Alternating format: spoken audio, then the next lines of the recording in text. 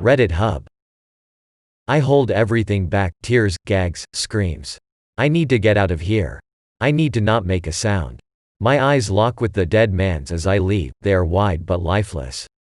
I notice parts of his flesh are missing, as if they had been ripped out randomly.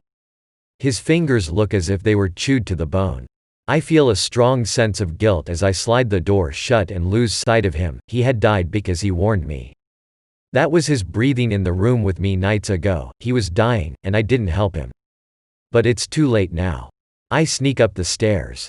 The corridor looks undisturbed since my last venture, and I quietly shut the grandparents' door behind me. I'm going to go into my room, quickly get my gear on, and try to contact help. I enter my room, and turn to my phone. Frantically, I type out the following message: "It's Finn, I need you to come help me. I'm not safe." I send it to all of my contacts, followed by the name of the village I am in. Someone has to help me. The messages are sending slowly. I'll check again when I'm outside. I'll also try to call someone when in a place that I'm safe and able to speak. My shoes are on. I have proper clothes on. I'm getting out of here. I sneak through the corridor, into the main area, and reach the front door with no hassle. I'm quiet, very quiet, and feel I've managed to get through the house, once more, without waking anybody. Now I just have to find the village. The silence is broken as the sound of footsteps ring through the house. Wet, fast footsteps emit from the sleeping area and I hear the door leading onto the walkway open. The steps slap against the wooden floor, approaching the main area, approaching me. Grandmother. I propel myself through the front door and into the darkness ahead. I run into the nearby tree line, hide behind a large trunk, and turn back to look at the house. Standing just outside the door, a figure. A tall, spindly, frail shape towers over the frame of the door it had just come through. I can only make out its shadow in the night, shaped like a human, but proportionately wrong. This thing must be at least 7 feet tall, despite its hunched back. Long, skinny legs hold it up, and its thin arms stretch down its side, its hands just beyond its knees. I make out very large hands, long, bony fingers take shape in the dark as my eyes adjust. I stare in horror. It appears to wear a gown of sorts, although I can't make it out clearly. The sole feature I can make out from its head are a few strands of hair protruding from its scalp. It stands for a second, then breaks into long strides down the path toward the village, hunching its back further as it runs. Is that the grandmother? I am about to turn my attention back to reaching safety, when I see a second figure exit the house. I can clearly make out the figure of Father Nomura as he stands by the front door. He does not move, just watches the creature run into the night. His stance is one of impatience, annoyance. I fear that whatever that thing is, the grandmother, is looking for me. I run through the trees, frantically trying to call someone, the police, my family, Lexi, anyone. The messages I had typed out earlier had all sent, but I now lack signal. I find a large tree, climbable. I reach its top easily enough. I ignore the branches that pierce my skin and draw blood. I just have to get out of here. Still no signal, but I see something else that gives me hope. I see the village. I can make out the dimly lit houses, and see a section of the main square. I know which direction to move in. Just as I start to climb down, the grandmother runs below my tree. I freeze. I watch as her unnervingly long body passes my tree below. She doesn't see me, but I see her. She is old, very old. Her skin wrinkled and veiny, almost discolored. Her gray strands of hair sporadically dangle from her scalp. Her eyes are wide, although I can't make out their color. Her mouth, wide open as she runs, as if she were screaming with no sound. I see no teeth, just reddish-black gums. She wears a white gown, which appears to have been ripped short just above her knees. Each fast step is a lunge, her arms reaching out in front of her, grabbing the trees as she passes them to move swiftly through the wooded area. Her head darts around, she's looking for someone. For me. She soon passes, and I lower myself down. I move from tree to tree, but don't see her again, before soon reaching the village. I run to the first house I see and knock on the door. I don't want to be too loud. Grandmother is still nearby. A confused, cautious Japanese man opens the door. He looks at me up and down, questioning my state, visually wary. "Help me, I need help," I pant. He speaks back, unsure what he says. He starts to shut the door. "No," I put my hand firmly on the door, "help me. Help." After some back and forth, he lets me in. He leads me to a room toward the back of his house and points to a chair for me to sit. His family stand cautiously by, a woman and a child. They do not speak to me. The man gestures for me to wait and he leaves the room, shutting me in it. I try my phone again, still no signal. His wife soon enters the room and gives me a glass of water. I drink it fast, and she gets me another. The man comes back into my room, and through a series of gestures, assures me that help is on the way. "There is a lady, a monster," I try to warn him. But as I speak, his calm demeanor assures me that he has managed to get help, and that I am safe here. I am thankful, and he leaves me in the room once more. Just as my heartbeat begins to slow, I hear the familiar voice of Father Nomura at their door. I stand up, panicked. Father Nomura, the man, and 5 or 6 other villagers enter the room. "No," I shout, pointing at Father Nomura, "this is him. Help. I can't." Father Nomura says something. They walk toward me. "No, what are you? Stop. Get your hands off me. Help. Get your hands off me." I continue to scream and resist as they hoist me onto their shoulders and, against my thrashing, carry me back along the path towards the Nomura household. They carry me into the house, where Ren, Hina and Seiko wait.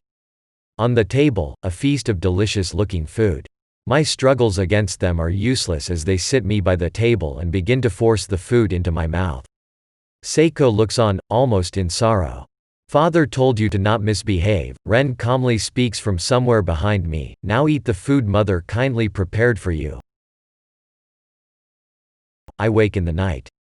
I am hungry. Ren's grandmother stands in the corner of my room. Her hunched body blocks the moonlight from the window, and she looks at me with a toothless grin. Her irises black, eyes wide. I stare at her and I feel safe. I am hungry. I bite into the tips of my fingers, drawing blood. I am desperate for food, for substance. As I begin to eat, the woman in the room with me whispers a chant. The little chunks of flesh I tear from my fingers taste good. I continue to bite until I feel bone, then bite down some more. I shoot awake. I'm still in my room. I scramble off my bed away from where the grandmother stood, but she is not there anymore. In her place, the same small shrine I had seen around the house. My fingers throb with pain. I look down and see the damage I had caused. Most of my fingers look as if they'd met a shredder. There is flesh missing, bitten into, dangling down my hands. My bones visible, many have slight cracks on their surface from where I bit down onto them. What is happening to me? I stumble up, desperate to escape this place. I open the door. There are candles placed all along the corridor. As I stagger to the door leading onto the walkway, I see that most of the rooms around me are open. Nobody in sight though. I try the main door, and it won't open. It has been blocked from the outside. I push hard, through the pain of my hands, but to no avail. I turn back to the corridor and walk down it, peering into each room. I see nobody, but each room has changed. There are no beds in Ren, Hina or the parents' room, just lit candles, and that same shrine in the room's center. I try to climb out the window in my room, but it is too small to fit through. There's no use. I go back into the corridor, and that's when I notice a large red X had been drawn on the outside of my door. Whatever was used to draw it still looked wet. But it is a clear X. There are red droplets from my door, down the corridor's floor. I follow the droplets, which lead to the last room, the room at the end of the corridor. It gets colder as I approach it. The candles are my only light. The door is shut, but there is something drawn on it. It is drawn in the same red substance. On the door, a large red O. The grandparents' room has been drawn on for a reason, and I'm not entering it, not unless I'm armed. I quickly scour the empty rooms along the corridor, but find only the small shrines and candles. As I am about to leave Hina's room, I see a lifeline. Through her small window stands a low-hanging tree. I hoist myself up, and with some struggle manage to pull off a sturdy branch. This one is even more solid than my last. Despite the pain of my fingers, I hold a tight grip. I leave her room, and sit down against the walkway's door. I stare down the long, candlelit corridor, waiting for something to happen. It's been over an hour, no sound. I've tried the walkway door a few times, and try it again once more as I decide to move towards the grandparents' room, but no luck. I walk down the corridor, and reach their room. Holding the branch high, ready to swing, I quietly slide the door open. Candles are lined down the stairs, and I can tell from the dim glow that there are many more on the floor below. I tread down the stairs carefully, alert. At the bottom of the staircase, candles are lined up along the walls, highlighting the two doors I have faced before. The door on the left has a large red X drawn on it, whilst the door on the right has a red O. What kind of sick game is this? I move toward the door on the left, the room I'm more familiar with. I press my ear against its frame and listen. Upon hearing nothing, I slide it open. Inside, the same symbol I had seen in Hina and the parents' room, the horn-like figure in the center of a circle. The symbol is everywhere, drawn in red all over the walls, the floors, the ceiling. At the end of the room, a small table holds a book. I cautiously approach it, opening the book, which reads from right to left. The book has drawings, 2 per page. Page 1, the village. It is the village square, although much more old-fashioned. People are smiling, children playing. The characters are all drawn wearing traditional Japanese clothing. The next drawing is of an old woman, who appears to be in the woods, watching the village square from afar. She looks normal and wears a white kimono. I flick onto the next page. Page 2, the woman is now in the village square, conversing with the children. The next image, they are following her into the woods. I turn the page. Page 3, villagers are on their knees, pleading to the old woman. No children are in sight. The old woman is smiling, her lips now red. The next drawing is identical, except the villagers bow to her instead. They are worshipping her. Page 4, the next page, people feasting at a long table.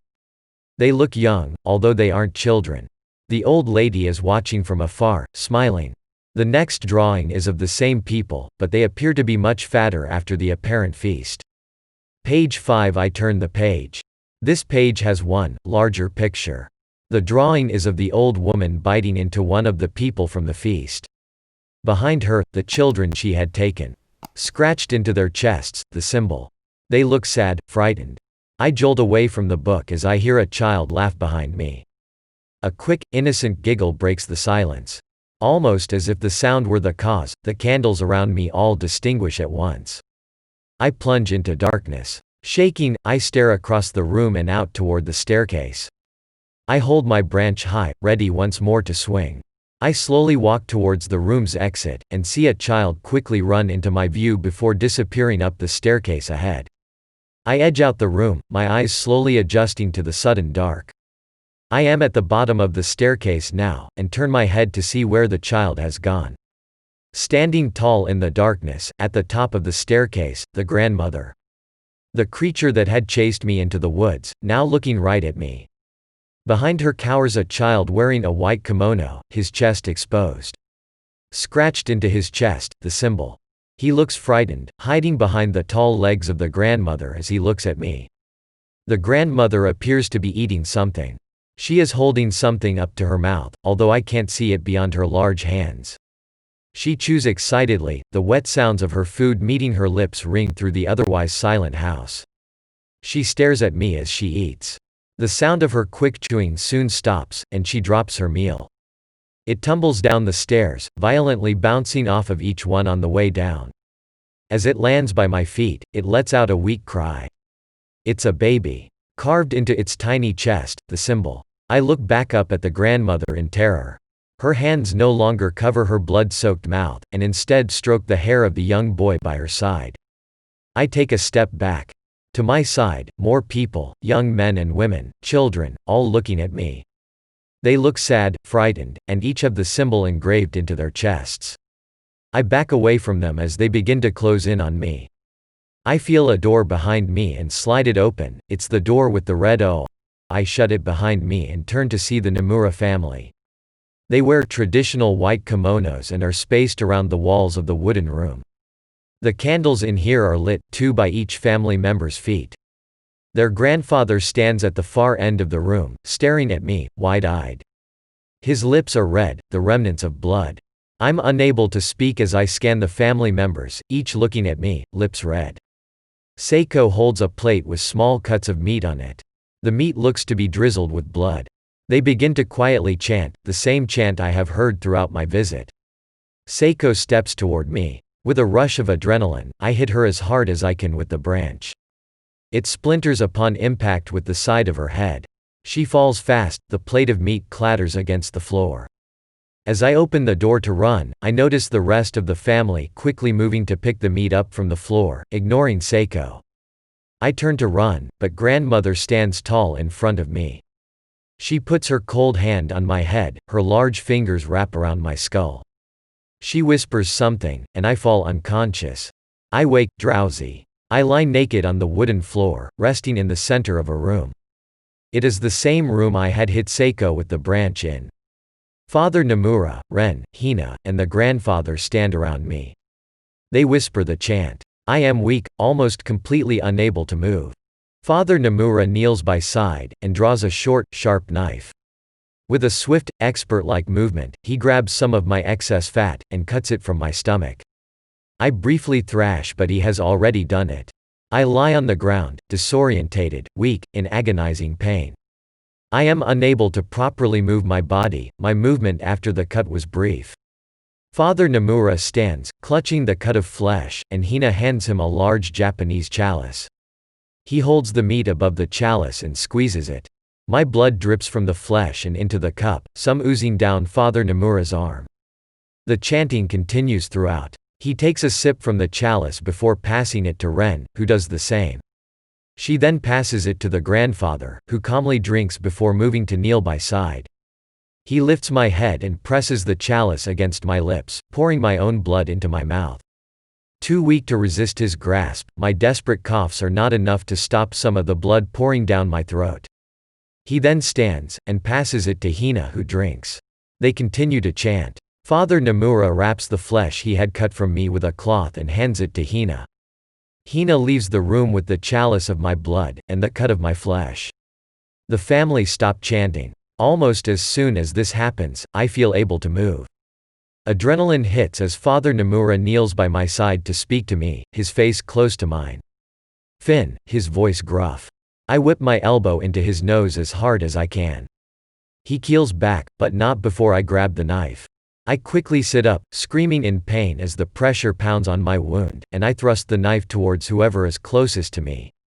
It cuts through the back of the grandfather's knee, who screams and collapses backwards. I stand up, holding out the knife, threatening to cut whoever moves next. The family stare at me in silence, even the grandfather chokes back his cries of pain. I leave the room and run upstairs, clutching my stomach to slow the bleeding. The candles are all lit up here. In my state of panic, I grab one and set alight the shrines that are placed throughout the rooms. I don't know if they're connected to all this, but if this family worships them, I definitely don't. In each shrine, a small canister of oil that I was not aware of. This helps the fire, and it quickly spreads onto the wooden floors.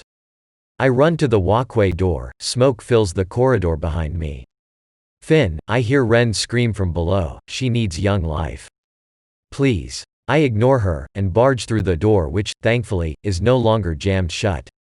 I cross the walkway, knife in hand. It is still night. I enter the main area. Seiko and Hina are by the table, and look up at me in surprise. Seiko is bleeding and badly cut from where I had hit her.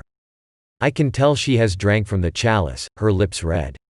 I say nothing, holding the knife up towards them. I notice Seiko is holding my flesh in her hand. She holds it above a pot in flame. She's going to cook it. My eyes don't leave either of them and I move toward the shrine in this room, the largest one in the house. I quickly set it alight. As I reach the front door, Hina notices the flames from across the walkway. She shouts something at her mother, and they both run to help their family. I burst through the front door and run into the trees. Thanks for watching. Did you like the video? Don't forget to like, comment, and subscribe. See you next time. R/Bye.